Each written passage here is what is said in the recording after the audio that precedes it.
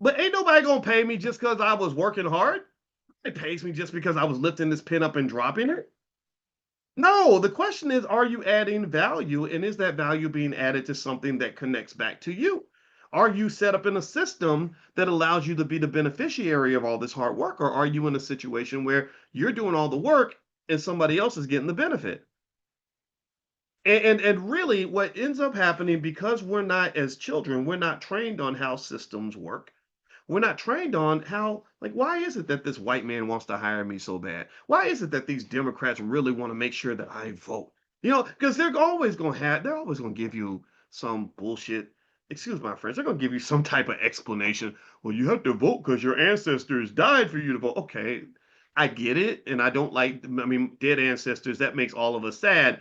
But just because they died for it doesn't mean that it benefits me now. So then maybe a next question might be, I get it, and thank you for telling me that my ancestors died, Mr. White Man. I'm so happy to know that you are temporarily concerned about the plight of my people, even though you ain't never been concerned before. But suddenly you're super concerned now. You know how they get that selective outrage over racism, right? I would say, okay, well, now that we know my ancestors died for me to vote, and I don't have no problem with voting. Voting is cool. I need to know what I'm going to get for that vote. I need to know what happens after I vote. When I vote for you, what are you going to do for me to make sure that when I put out this energy to you and give that power to you, that this power is somehow going to come back to me, that I'm going to get some cut of the deal. Because what they'll do with your money, with your votes, and with your attention is they take it, they package it up, and then they go sell it somewhere else. That's capitalism. Buy low, sell high. Ain't nobody lower on the totem pole than black people. Buy low, sell high. I go get it from black folks and then I go make my money. Buy low, sell high. Even the charities do it with poverty, what they call it, poverty porn, where they will go and they will film starving black babies in Africa and they will package it up in a nice little marketing deal and market it all over the globe, collect $1 billion in donations, and keep those same people in poverty. Of course, you got to stay in poverty. You're the damn golden goose. That little starving black baby with the swollen stomach and the skinny arms with the flies on his eyeballs, that's marketing gold. That's that's big money, right? Why in the world would we want this kid to eat well, be healthy, and be self-sufficient? Because that's going to jack up the whole business model.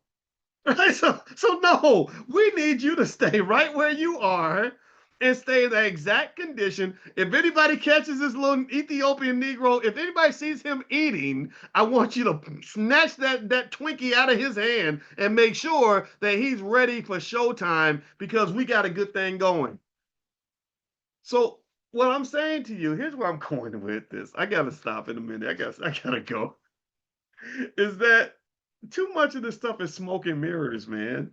Too much of it is excessive and direct manipulation.